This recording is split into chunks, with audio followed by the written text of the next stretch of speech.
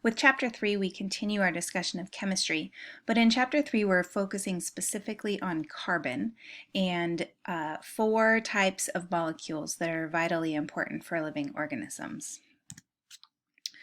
In Chapter 1, we briefly touched on the idea of structure and function. So the idea that a specific structure has a very specific function, and that function proceeding properly depends on whether or not you have the proper structure. So they affect each other. It goes both ways.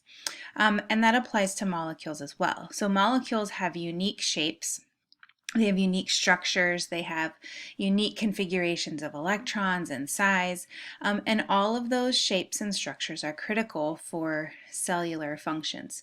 They're critical for chemical functions as well, but we're worried about living organisms, so we're talking about the cell here.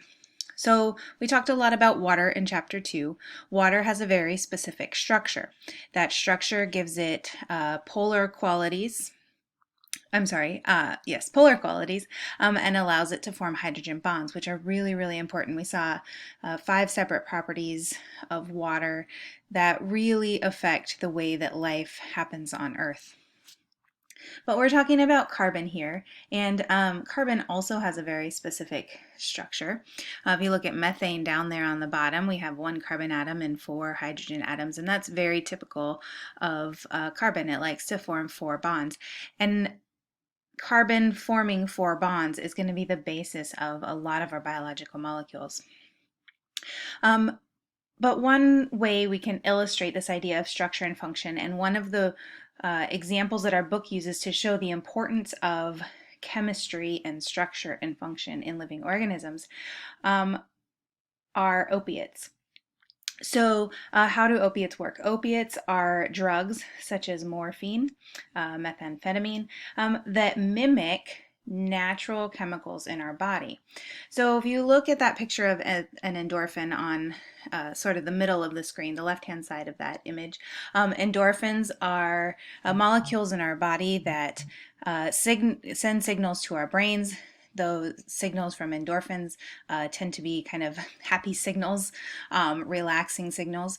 But morphine, if you look at the structure in the box there, that morphine molecule on the right, you can see that that shape mimics part of the endorphin structure. And so we have a similar structure that's actually performing a similar function. Morphine, though, is a chemical coming from outside of the body, and it's used as a painkiller, but it tends to be addictive because it mimics those feelings that you get from endorphins due to that very specific structure. So functionally, it binds to receptors in your cells, in your brain, and acts like endorphins. So because it has the similar structure to endorphins, it performs a similar function. So let's talk about carbon so that we can get to some of the very specific structures that carbon forms and some of the very specific functions and properties that these biological molecules have in our body. So quick review from Chapter 2. Let's review the idea of valence. So if you remember, valence electrons are the electrons in the outermost shell of any atom. Carbon happens to have 4, and in the outer shell has 6 electrons total. And the bonding capacity is 4. So remember that bonding capacity is the number of unpaired valence electrons. It's the number of bonds that a molecule can form. And remember also that electrons like to live in pairs. So carbon can form 4 bonds because it has 4 unpaired valence electrons. Carbon likes to form single bonds. It also likes to form double bonds. And we'll see a little bit later why carbon-carbon double bonds are important for some of these biological molecules. If you look at row A there, we have a new word, tetrahedral. A tetrahedral is basically a pyramid shape or a 3D triangle. And the tetrahedron is the shape that a carbon and 4 bonds around it takes. That has to do with some chemical bond angles and things like that we're not going to worry about. We'll just stick with the fact that carbon forms these tetrahedral shapes. When you get more than 1 carbon bound to another, you get ethane. So ethane is 2 carbons and 6 hydrogens. And you have sort of 2 pyramids put together. And if you think about just simply linking carbon, carbon, carbon, carbon, you end up with these really long chains of molecules. And we'll see that in some of our biological molecules. Whenever carbon isn't bound to anything else, there's a hydrogen attached to it. So we tend to get these really long chains of carbon and hydrogen. Down on the bottom, we have ethylene or ethene. That is 2 carbons with a double bond in the middle. So instead of being bound to 3 hydrogens each, like we see in ethane, when we move to ethene and we release 2 of those carbons and instead form a double bond with hydrogen, with double bond with carbon, you end up with a flat molecule. So those electrons in the middle change the orientation, and so you get sort of a flat region in your carbon chain. So we're going to talk about carbon a lot right now. Hydrocarbons are really important. So hydrocarbons are just molecules that are made up of carbon and hydrogen. And they start out with sort of a basic carbon skeleton. And a lot of our biological molecules have a basic carbon skeleton. And we'll see carbon and hydrogen in all of these molecules. They're really important. Carbon is basically the backbone of all of these molecules. So all of the molecules we're going to talk about have a basic carbon skeleton. Carbon molecules can form chains. So up at the top we've got a couple of short chains. They can also branch. So we see in B there where it says branching, we have butane, which is a chain of carbon, but then we also have isobutane, which has the same number of carbons, but instead of being a chain, it forms a branch. You can also have double bonds within your chains. We see that with 1-butene and 2-butene. The 1 and 2 just indicate where the double bond is. And then lastly, we can form ring structure. So carbon chains are actually less stable than rings. So carbon chains often sort of automatically fold into rings just because they're a little bit more stable. So in living organisms, hydrocarbons are really important because they are basically energy storage molecules. So we'll see that when we get to our fats and lipids, and also when we get to carbohydrates. So both of those molecule types are very heavy on the hydrogen and the carbon. If you recall from chapter 2, we talked about polar and nonpolar bonds. We talked extensively about the polar bonds that form in water molecules that allow for hydrogen bonding, but nonpolar bonds are also really important in living organisms. Remember that a nonpolar bond is an equal sharing of electrons between 2 like atoms. So all of these carbon-carbon bonds are actually nonpolar bonds, and so you can end up with molecules with huge regions of nonpolar carbon-carbon bonds, and that affects the way that these molecules behave in living organisms as well. And then our last couple of molecules, proteins and nucleic acids, have other molecules within them, although they do still have a carbon backbone. Hydrocarbons, as I said, are really important because they store energy, huge amounts of energy. One example of this is petroleum. So petroleum gas, you can imagine that it, you don't have to imagine, you know that it contains a lot of energy. We use it to fuel cars. If you light it on fire, it makes a huge explosion. And that is the release of all of the energy between those carbon-carbon bonds. And we see that on a much lower scale in our fats and our lipids in our bodies. But hydrocarbons are really important. Not so much to living, hydrocarbons in the sense of energy, I should say, are important, not so much how living organisms function, but we use them quite extensively. So although not as important to our discussion of living organisms, is certainly important to us. When we talk about carbon, we have to talk about isomers. So isomers are different forms with the same chemical formula. So that means it has the same number of molecules, but they are arranged in a different fashion. And there are several types of isomers. The first example here are structural isomers. So structural isomers are simply a different covalent arrangement of the atoms. So we have pentane there, that's a 5-carbon molecule, and then we have 2-methylbutane. And you'll notice the difference there is that 2-methylbutane has a branch.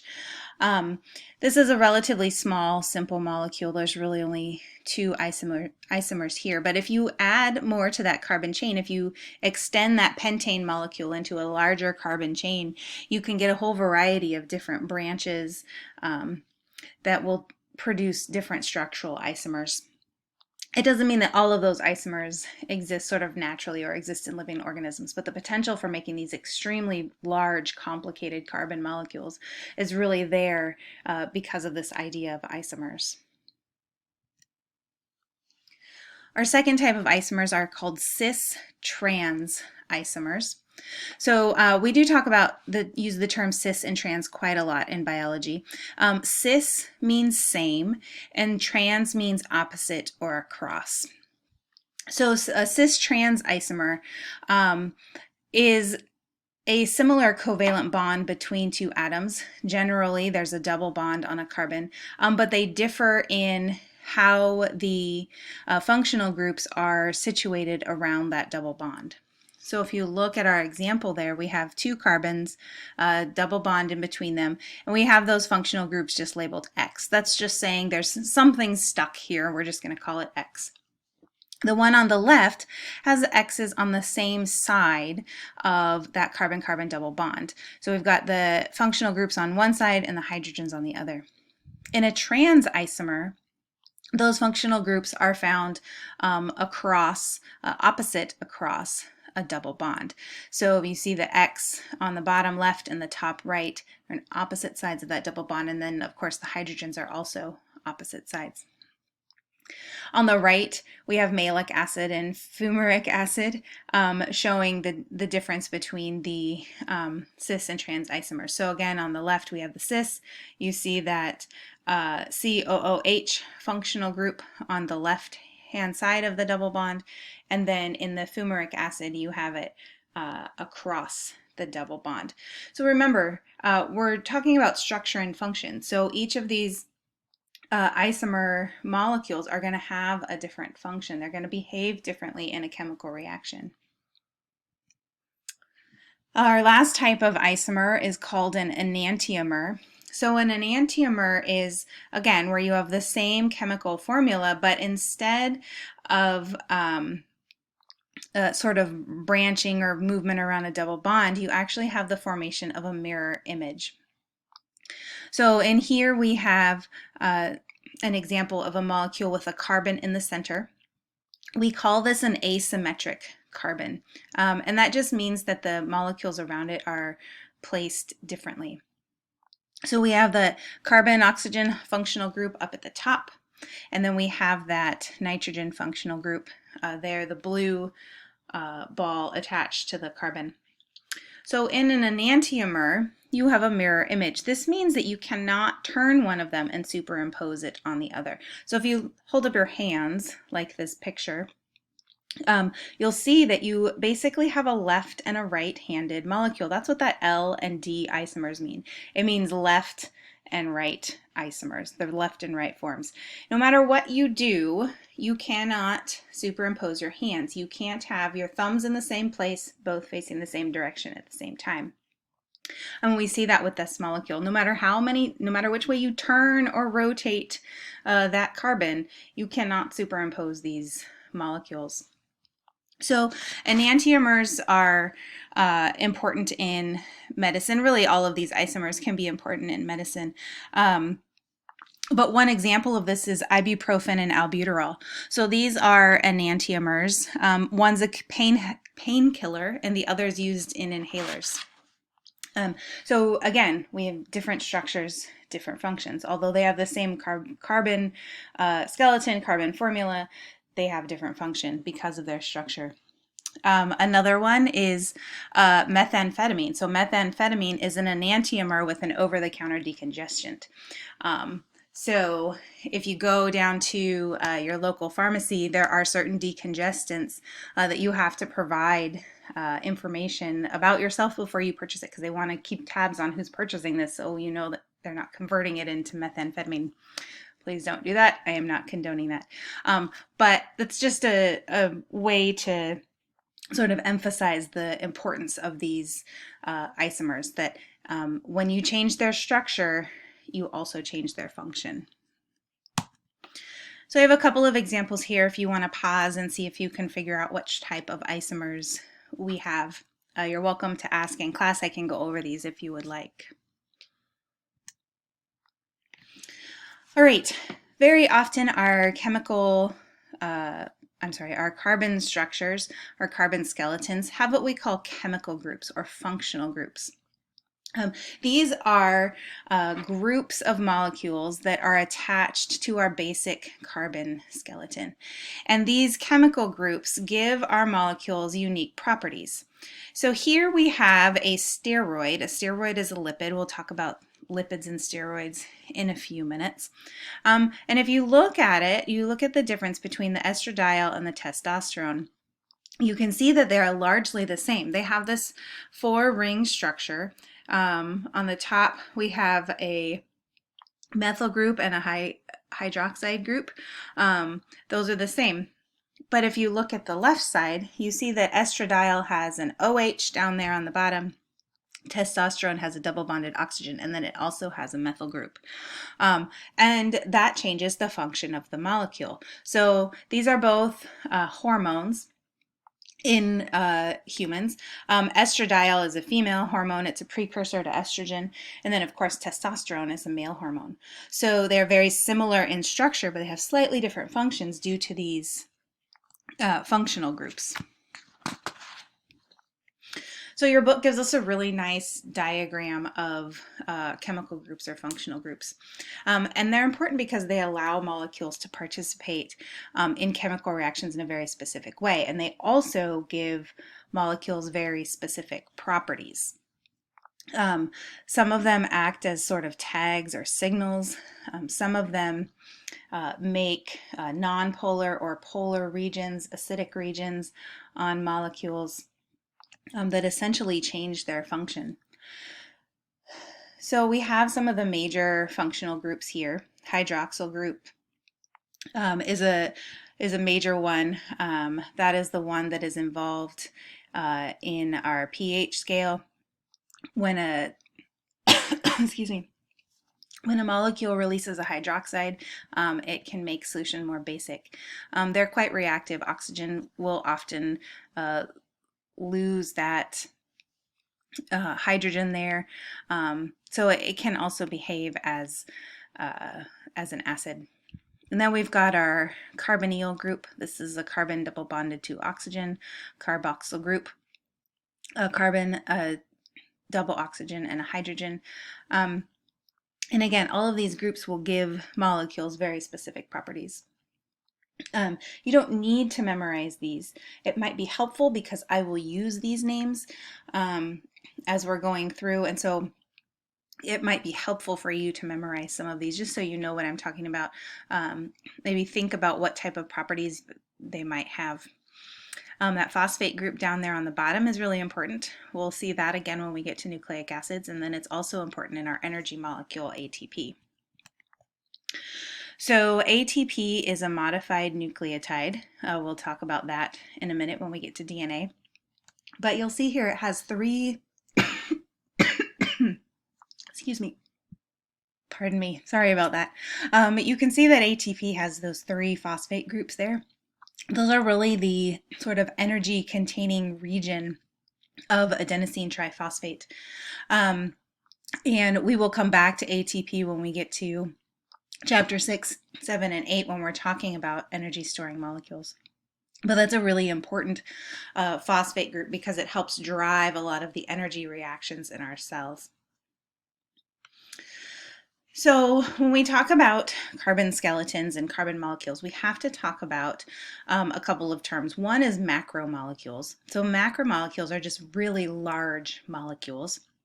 And they are polymers. So a polymer is a molecule that is made up of multiple units. So poly means many, mers means unit. So many mers, many units, many repeating units. And we will see that in our carbohydrates, proteins, and nucleic acids.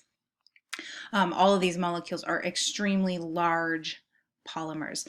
They are repeating units, either similar or identical building blocks, repeating units called monomers that are put together in these really long chains. And again, this leads to very specific functions of each of these type of molecules, and we'll talk about that when we get to them.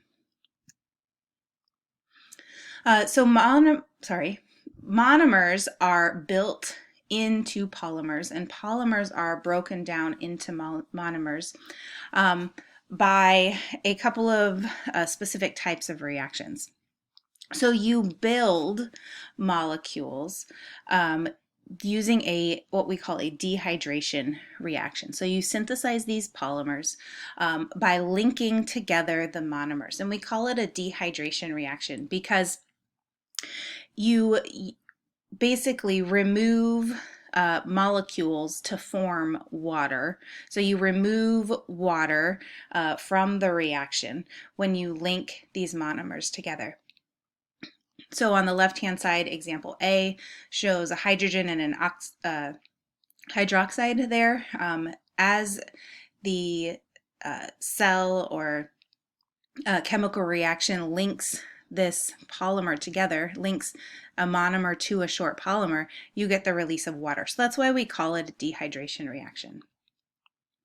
The opposite reaction, the breakdown of a polymer. So if your cell is breaking down carbohydrates to release energy or breaking down proteins to reuse the pieces, they're going to perform a hydrolysis reaction. So hydrolysis means breaking water. Hydro is water, lysis is break. So in this reaction, you split apart water and you insert it back into the monomer and polymer.